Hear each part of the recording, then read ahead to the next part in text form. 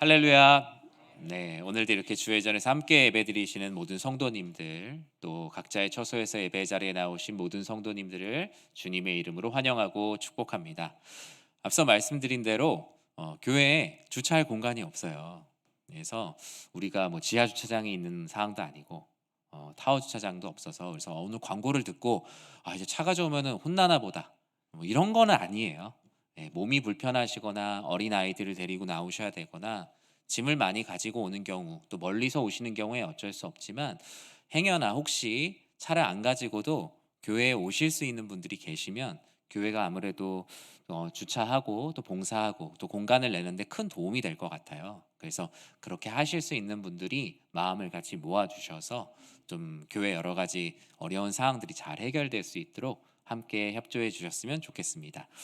오늘 시편 42편 1절에서 5절 말씀 가지고, 실망 속에서도 기다려야 할 소망이라는 제목의 하나님 말씀 함께 나누고자 합니다. 여러분, 연말에 무엇에 소망을 두고 살고 계십니까?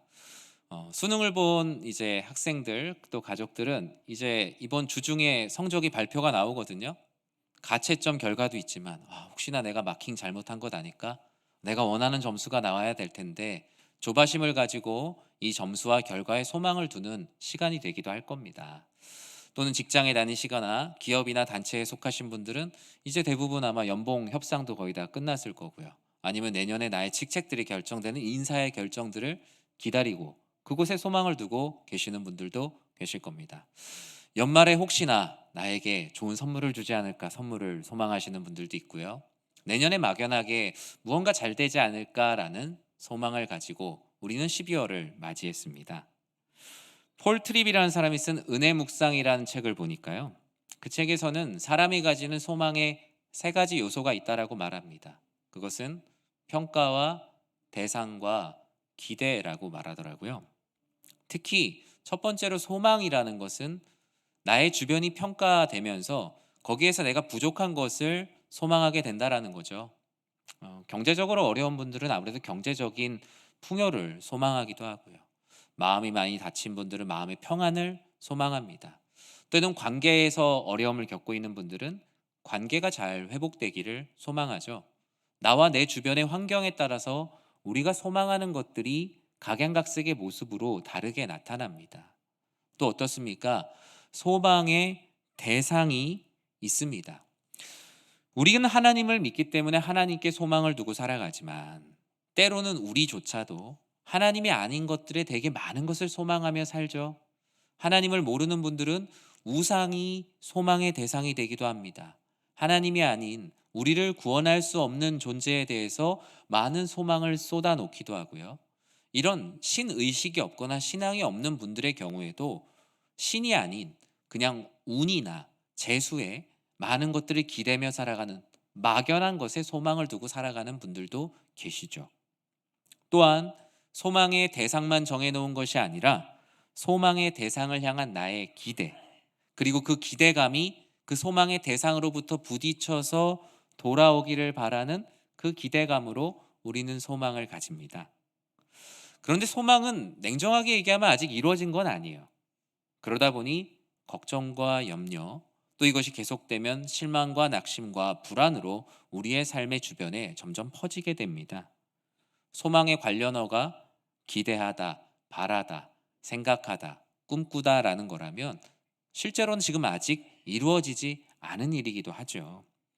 그래서 이 아직 이루어지지 않은 시간, 그 시간을 견디지 못하기 때문에 소망했던 것들을 잃어버리기도 합니다. 그 소망했던 것을 잃어버리는 것을 우리는 실망이라고 해요. 실망이라는 것이 약속된 것이 없어지거나 이미 계획된 것이나 지정된 것이 부정되는 것이 실망입니다. 내가 계획하고 지정하고 모든 적들이 정해져 있던 것들이 이루어지지 않을 때 우리는 확실한 것이 사라졌구나 라는 의미로 실망이라는 단어를 쓰지요. 결국 이 세상에서 소망하기 위한 평가, 대상, 기대는 모두 불확실함 속에 꼭꼭 감춰져 있어요. 우리가 뜯어볼 수 있는 능력이 없기 때문에 여전히 불안하고 걱정이 됩니다. 오직 그 소망을 믿음으로만 그 바라는 것들이 실상을 볼 수 있다라고 말했죠. 그래서 소망은 내 의지와 상관없이 실망으로 금방 변하게 됩니다. 실망으로 인한 감정의 평가, 감정의 마음들이 너무나 낮아진 상태를 우리는 낙심이라고 말하죠. 소망을 이루지 못하고 실망한 상태가 되는 것. 내 감정과 영적인 상태의 바닥을 경험하게 되는 것이 바로 낙심입니다. 시편 42편에도 이렇게 실망하고 낙심한 이들, 그리고 실망과 낙심 가운데 붙드는 소망의 이야기가 담겨 있어요. 이 시편 42편은 시편이 총 5권으로 되어 있거든요. 나누면 2권의 첫 시작입니다. 원수의 압제, 그리고 여러 가지 삶의 실망스러운 일들로 낙심한 이의 이야기가 기록이 되어 있죠. 그럼에도 불구하고 소망을 찾기 위해서 하나님의 임재가 다시 회복되기 위해서 앞으로 나아가고자 하는 시편 기자의 열망이 동시에 담겨 있습니다. 성전에 나아갈 수 없지만, 하나님께 예배드리러 나아갈 수 없는 나의 영적인 황폐함 가운데 그럼에도 불구하고 성전에 나아가기를 간절히 구하는 그 간절함이 오늘 본문 42편에 기록이 되어 있죠. 그의 갈급함이 어떻게 기록되어 있습니까? 우리 1절 말씀을 같이 한번 읽어볼까요? 하나님이여, 사슴이 시냇물을 찾기에 갈급함같이 내 영혼이 주를 찾기에 갈급하나이다. 아멘. 실망 속에서 기다려야 될 소망. 오늘 본문은 첫 번째로 우리 안에 영적인 갈급함을 회복하라라고 권면하고 있습니다. 이 시편 42편 1절은 교회를 다니지 않는 사람들도 많이 알고 있는 말씀입니다. 목마른 사슴이 시냇물을 찾아 헤매이는 모습. 믿지 않는 이들도 그 장면만 이렇게 보면 마음 가운데 목가적인 감정을 느끼기도 하고 평안함을 느끼기도 하고 그 가운데 자신의 모습을 처량하게 거울처럼 비춰보기도 하는 말씀입니다. 42편의 저자는 자신이 지금 낙심하고 실망한 상황을 사냥꾼에게 쫓기는 목마름에 갈급해하는 사슴에 비유하고 있어요. 사실 이 시편 42편은 초대교회 때 로마의 박해 가운데 있었던 초대교회 많은 성도님들이 특별히 사랑했던 말씀입니다. 자신들이 신앙을 지켜나가고 실망하고 낙심한 가운데 그럼에도 불구하고 하나님께 소망을 두고자 했던 그들의 모습과 너무나 닮았기 때문이에요. 그래서 그들은 만날 때마다 물고기 모양을 그리면서 예수 그리스도 하나님의 아들이라고 말했던 익투스뿐만이 아니라 사슴 모양을 하나님을 섬기는 표로 많이 그렸고 많이 남겼어요. 그래서 이 성경에서 얘기하는 이 사슴이라는 것은 영혼의 갈급함을 가지고 하나님께 소망을 두고자 하는 마음이 이 목마른 사슴을 통해서 투영되고 있습니다. 그런데 이 1절의 말씀을 여러분 떠올리면 이렇게 저절로 생각나는 이미지들이 있죠. 뭔가 이렇게 새벽녘에 옹달샘 같은 곳에 사슴이 와서 아주 평화롭게 물을 먹고 있는 모습을 많이들 떠올리실 텐데, 사실 42편의 이 상황은 그렇게 목가적인 상황은 아니에요. 긴급하고 처량하고 비참한, 쫓기는 듯한 상황입니다. 마치 전쟁에 많은 적들로부터 쫓기다가 밤새도록 도망하다가 새벽녘에 쓰러져 있는데 조금 고여있는 물을 벌컥벌컥 들이키는 병사. 상처는 상처난 대로, 그리고 앞으로의 인생에 대한 비전이 없이 버려진 군인과 같은 모습이라고 할까요? 압제자에게 쫓겨서 지칠 대로 지친 사슴이 헐떡이는 숨을 뒤로하고 물을 벌컥벌컥 들이키는 장면이 바로 오늘 본문의 말씀입니다. 그래서 여기서는 갈급함 같이라고 말하지만 원문에서는 울부짖으며 찾고 있다는 거예요. 자신의 인생이 너무 처량한데 너무 또 목은 말라요. 그래서 막 울면서 물을 막 마시는 장면이라고 오늘 본문을 생각하시면서 말씀을 따라오시면 좋을 것 같습니다. 우리는 이 말씀을 통해서 무엇을 봅니까? 코로나가 한국교회 성도님들 가운데 가장 많이 빼앗아간 것이 있다라면 그것을 많은 신학자들과 목회자들은 영적인 간절함과 갈급함을 코로나가 빼앗아갔다라고 말합니다. 이전에 생각하는 참된 그리스도인이라는 기준이 아주 낮아졌대요.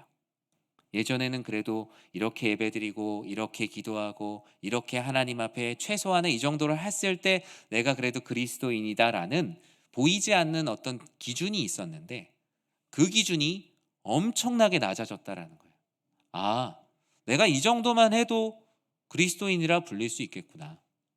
내가 이 정도만 살아도 기독교인이라고 하기에 부족함이 없겠구나 라면서 한국 교회 안에 성도라는 기준이 엄청나게 낮아졌다라는 거예요.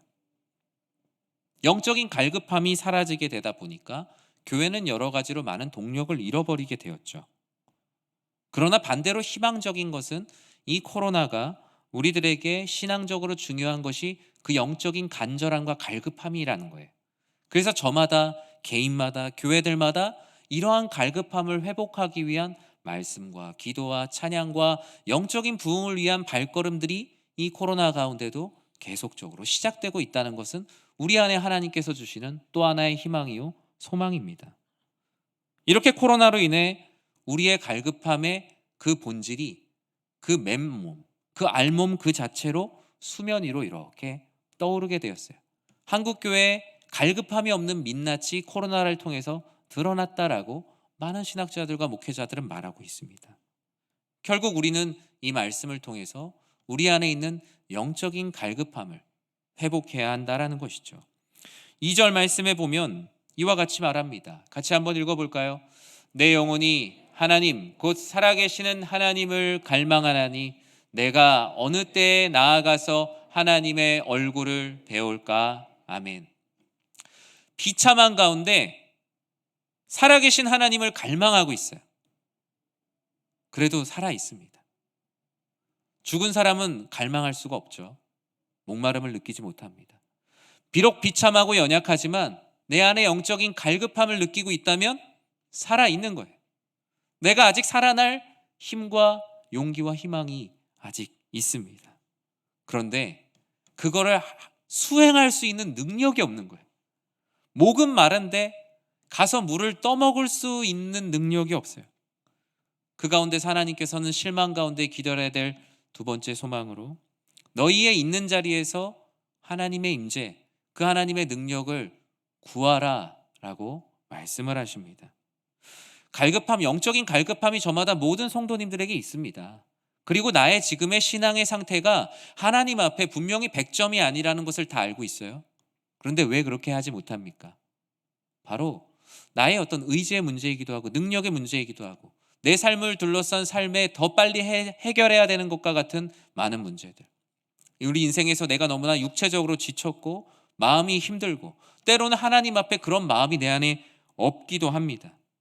온전히 내가 하나님을 신앙하는 것을 방해하는 것들이 얼마나 많이 있습니까? 시간이 없다라고 말하지만 정작 시간이 있을 때는 하나님께 또 헌신하지 않게 됩니다. 내 마음의 여유가 없어서 하나님을 신실하게 못 믿다고 생각하는데 정작 마음의 여유가 있으면 또 나를 위해서 그 여유를 사용하죠. 그리고 너무나 힘들기 때문에 너무나 내가 영적으로 지칠 뿐만 아니라 아예 내 마음이 돌같이 굳어졌기 때문에 하나님의 임재를 구해야 함을 내 안에 느끼지 못합니다. 하나님의 얼굴 뵙기를 소망하고 싶지만 하나님 앞에 내가 너무나 잘한 것이 없어서 오히려 하나님께 나아오기가 꺼려져요. 어떤 마음인지 아시겠습니까? 내가 누군가에게 너무나 미안하면 그 사람에게 연락을 하지 못해요. 그런데 상대방 입장에선 미안하면 전화를 해야지 왜 나한테 연락도 없냐? 또 섭섭할 수 있잖아요. 그런데 정말 미안하면 주저하게 되죠. 어떻게 생각할까? 이거 내가 전화를 해도 될까? 하나님과의 관계에서도 우리가 주저할 때가 있어요. 저도 오랫동안 예배를 드리지 않던 성도님들, 오랜만에 만난 이전에 가르쳤던 학생들을 만나면 안녕하세요, 반갑습니다란 말보다 죄송합니다, 미안합니다 말을 먼저 하시더라고요. 너무 미안하니까 만날 수 없는 그 마음 때문에 하나님께 나아가지를 못합니다. 어떤 사람은 그 나아가지 못함 가운데 스스로 실망하거나 좌절하고 억지로 자기 스스로 풀어보려고 합니다. 술을 진탕 마시기도 하고 친구들을 만나서 이야기하지만 이야기할 땐 뭔가 시원한데 아침에 일어나면 여전히 해결되지 않은 문제 때문에 더 실망합니다. 지금 시편 기자의 환경은 사람의 얼굴들에게 배신을 당하여 실망하고 낙심한 상황이에요. 너무나 사람에게 실망을 하다 보니까 하나님께 나아갈 용기가 없어요. 하나님, 제가 사람들로부터 너무 많은 상처를 받았습니다. 너무 힘듭니다. 그 사람의 얼굴들을 다시 보고 싶지 않습니다. 지금 제 얼굴이 이런 모습인데 어찌 하나님의 존전에서 하나님의 얼굴을 뵙겠습니까? 하나님을 향한 갈급함은 있지만 제가 하나님께 나아갈 면목이 없습니다. 그가 이렇게 평안함을 가질 수 없었던 이유가 또 3절에 이렇게 기록되어 있어요. 같이 한번 읽어볼까요? 사람들이 종일 내게 하는 말이 내 하나님이 어디 있느뇨 하오니 내 눈물이 주야로 내 음식이 되었도다. 아멘. 시편 42편의 이 배경을 다윗의 이야기로도 많은 학자들은 말합니다. 다양한 의견들이 있지만요. 다윗으로 보았을 때 다윗이 자신의 아들 압살롬으로부터 왕위를 찬탈당했을 때 그 비참함을 42편은 노래하고 있다라고 말하죠. 다윗은 왕이었고 왕의 자리를 뺏깁니다. 그런데 그 왕의 자리를 자신이 소망했던 아들에게 뺏깁니다. 정당한 계승이 아니라 반역이죠. 소망하지 않으면 실망하지 않습니다. 근데 아들에게 얼마나 소망했을까요? 인간적인 배신감, 부자간의 신뢰가 무너졌고 함께했던 많은 이들이 그쪽에 가 있는 모습을 보면서 사람의 얼굴들로부터 큰 배신을 당합니다. 누가 뭐라고 하지 않아도 이미 너무나 실망하고 고통스러운 상태. 소망할 수 있는 것을 소망할 수 없게 되고 소망은 실망이 되었고 실망은 낙심이 되어서 바닥을 경험하고 있는 다윗이었어요. 무기력함으로 도배되어 있던 삶, 하나님의 존전에 나갈 수 있을 수 있는 능력이 없을 정도로 너무나 힘들었던 그를 더 힘들게 했던 건 사람들의 조롱이었죠. 너의 하나님이 어디 있느냐? 맨날 하나님 하나님 하더니 아주 꼴 좋다라는 겁니다. 그런데 그 질문에 더 슬펐던 건 뭐냐면요, 지금 자신의 비참함으로도 너무나 눈물을 흘리고 있지만 그 질문에 나의 하나님의 이름으로 당당하게 답할 수 없는 자신의 모습이 더 슬펐다는 거예요. 다윗의 눈물은 현재 경험하고 실망하고 있는 그 상황에 대한 눈물이 아침밥이 되었고, 저녁에는 그것에 내가 하나님의 사람으로 담대하게 믿음으로 선포할 수 없는 자신의 이 비참함의 저녁밥을 먹었다는 겁니다. 눈물이 주야로 그의 음식이 되었죠. 계속 눈물을 흘리다 보니 지난 날들이 생각났어요. 4절에 그의 지난 날을 이렇게 기록합니다. 같이 한번 읽어볼까요? 내가 전에 성의를 지키는 무리와 동행하여 기쁨과 감사의 소리를 내며 그들을 하나님의 집으로 인도하였더니 이제 이 일을 기억하고 내 마음이 상하는도다. 아멘. 하나님께 나아가지 못하자 하나님과 함께했던 기억들을 떠올립니다. 이게 달콤 씁쓸한 추억과 같죠. 지금 내 자신을 향해 내 하나님이 어디 있느냐라는 조롱에 믿음으로 나아가고 대항할 수가 없다 보니 왕년의 추억들을 떠올리죠. 지금 내가 하나님의 존전에 나아가지 못하지만 내가 예전에 참 하나님을 신실하게 믿었었는데, 내가 하나님 말씀을 공부하느라 밤이 새도록 말씀을 읽으면서 참 기뻤는데, 오늘 보면 성의를 지키는 무리와 동행하여 기쁨과 감사의 소리를 내었다고 말하죠.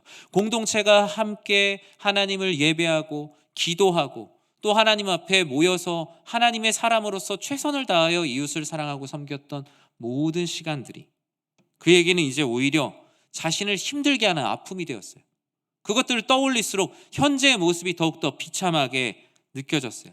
이 일을 기억해서 다시 일어날 수 있는 힘과 용기가 생기는 것이 아니라 내 마음이 더 상하는 거예요. 나는 왜 이럴까? 왜 나는 지금 실망과 낙심 가운데 지금 이런 생활을 하고 있을까? 이전에 하나님 앞에 헌신했던 나의 모습은 지금의 나의 모습과 다른 사람이었는가? 이러한 감정들은 계속 시편의 기자 다윗을 괴롭힙니다. 내가 이런 사람이 아니었는데. 그런데 하나님께서는 다윗을 통해서 결단하게 하세요. 주님, 지금 저는 너무나 연약하고 부족합니다. 저는 너무나 실망하고 낙심해서 하나님 앞에 제 신앙의 어떤 능력으로, 제 개인의 어떤 기량으로 하나님의 일을 할 수가 없습니다. 하나님, 저의 이 비참한 이 있는 자리에 하나님께서 와주십시오. 소망할 수 없는 저의 인생에 하나님께서 임재해 주시고 하나님의 일을 할 수 없을 만큼 무기력해져 있는 제 인생 가운데 하나님께서 와주십시오. 제가 성전을 향하여 나아갈 힘이 없으니, 제가 하나님의 존전을 향하여 나아갈 수 없으니, 제가 고개를 들 수 없으니 제 고개를 들어주십시오. 있는 자리에서, 그 실망한 자리에서 하나님을 구했어요. 사랑하는 성도 여러분, 하나님은 있는 자리에서 하나님의 임재를 구하는 이들을 기뻐하십니다. 하나님은 소망 없는 우리들에게 소망을 갖게 하시고, 꿈이 없는 우리들의 인생 가운데 꿈을 꾸게 하세요. 우리들의 비참한 인생 가운데 찾아와 주셔서 그 비참함을 함께 짊어지시고, 우리들이 애통하는 곳에 함께 오셔서 그 애통함을 짊어져 주세요. 왜요? 우리가 나아갈 힘이 없을 때, 우리가 소망할 수 없고, 우리가 꿈꿀 수 없고, 우리가 기대할 수 없을 때, 하나님께서는 그 있는 자리에 함께 하시며 내가 너와 함께 하리라, 임마누엘 하나님을 체험하게 하세요. 1절에서 4절 상황과 같이 실망하여 낙심한 하나님의 사람들에게 하나님은 5절의 말씀을 통해서 강력하게 우리들에게 권면합니다. 우리 같이 한번 읽어볼까요? 내 영혼아, 내가 어찌하여 낙심하며 어찌하여 내 속에서 불안해하는가? 너는 하나님께 소망을 두라. 그가 나타나 도우심으로 말미암아 내가 여전히 찬송하리로다. 아멘. 여러분, 이 말씀을 믿으십니까? 실망 속에서 붙들어야 될 그 소망, 그 세 번째는 하나님께 소망을 두는 것입니다. 앞선 다윗의 마음이 압축 요약돼 있어요. 내 영혼아, 내가 어찌하여 낙심하느냐? 어찌하여 불안해하느냐? 실망과 낙심 가운데 찾아오는 그 마음이 바로 낙심과 불안입니다. 이 어찌하여 낙심하느냐라는 말을 그냥 직역하자면 이런, 어찌하여 고개를 숙이느냐? 너희가 왜 하나님의 사람으로 담대하게 이 세상을 살아가지 못하고 세상을 이겼노라 말씀하신 그리스도 예수의 승리를 힘입어 왜 하나님을 바라보지 못하고 고개를 푹 숙이고 사느냐는 거예요. 우리가 무언가 잘못하거나 자신이 없을 때 우린 누가 가르쳐주지 않아도 우리의 고개를 떨굽니다. 요즘 그 월드컵 축구가 매일 하고 있죠. 이긴 선수들이 고개를 숙이고 들어가진 않죠. 진 선수들이 그 패배의 아픔 때문에 고개를 숙이고 들어갑니다. 왜 고개를 숙입니까? 경기가 끝났기 때문이에요. 더 이상 회복할 수 있는 기회가 없기 때문입니다. 그러나 하나님께서 말씀하십니다. 너희의 인생은 끝나지 않았는데 왜 실망하고 낙심한 것을 인생의 경기에 호루라기가 불린 것처럼, 끝난 것처럼 왜 고개를 숙이고 살고 있느냐? 왜 하나님의 사람으로 이 세상 가운데 담대하게 살아가지 못하고 고개를 숙이고 사냐는 거예요. 여러분, 자녀들이 시험을 못 보거나 아니면 인생에서 실망하거나 마음이 아파서, 시험 결과 때문에 물론 더 마음 아픈 부모님들도 있겠지만, 애들이 밥상에서 너무나 실망해서 고개 푹 숙이고 밥도 제대로 안 떠먹고 있으면 그게 더 마음 아프죠. 하나님의 마음이 그렇습니다. 자녀들의 입장에서 부모님을 볼 때도 똑같습니다. 무언가 잘 안 돼서 힘든 것들 괜찮아요. 그런데 사랑하는 어머니 아버지가 열심히 성실하게 일하시는데 고개를 푹 숙이고 힘을 빠져 있는 모습을 보면 자녀된 입장에서도 그게 더 마음이 아픕니다. 하나님께서 보실 때 마음 아픈 건 그런 거예요. 왜 너희는 고개를 숙이고 있냐? 심지어 정말 특이한 것은 오늘 본문은 불안에 초점을 맞추고 있거든요. 내가 어찌하여 낙심하느냐? 그리고 내가 어찌하여 불안해하느냐? 근데 앞에 다른 단어가 하나 더 있죠. 왜 내 속에서 불안해하느냐? 너희는 왜 내 안에 있다고 말은 하면서 불안해하느냐라는 거예요. 내 안에 있으면 불안할 이유가 없는데 너희가 정말 내 안에 있는 것이 맞냐? 너희가 정말 너희의 인생의 유일한 소망이 그리스도 예수가 맞냐라고 물으시는 거예요. 예수 그리스도가 소망이 되는 삶을 살면 잠시 잠깐 불안이 손님처럼 찾아올 수는 있지만 불안이 주인이 되진 않는데, 너희는 왜 불안이 주인이 된 삶으로 살고 있느냐? 말씀의 서두에 소망의 3요소가 뭐라 그랬습니까? 평가와 대상과 기대예요. 예수 그리스도를 소망으로 두게 되면 우리는 소망을 가질 수 있어요. 그분을 대상으로 삼으면 언제든지 소망을 품을 수 있습니다. 그분을 기대하게 되면 그분께서 베풀어 주시는 은혜를 날마다 마음 가운데 기대할 수 있어요. 그런데 우리가 세상의 기준으로 소망을 평가하기 때문에 우리는 만족할 수가 없는 겁니다. 세상의 기준으로 소망을 대상으로 삼기 때문에 실망할 수밖에 없죠. 세상의 기준으로 소망하며 기대하기 때문에 낙심할 수밖에 없어요. 오늘 본문은 우리들에게 권면합니다. 인간이 가지는 소망은 바람에 나는 겨와 같습니다. 한번 바람이 휙 불어버리면 다 날아가 버리는 거예요. 그래서 하나님께서는 너희의 소망 너무나 소중한 것이니 하나님께 소망을 두라. 하나님을 소망으로 삼으라라고 말합니다. 그 어떤 비바람과 창수가 일어난다 할지라도 꺾이지 않는 그 마음. 그 하나님께서 주시는 놀라운 은혜가 하나님께 소망을 둘 때에만 지켜진다라는 거예요.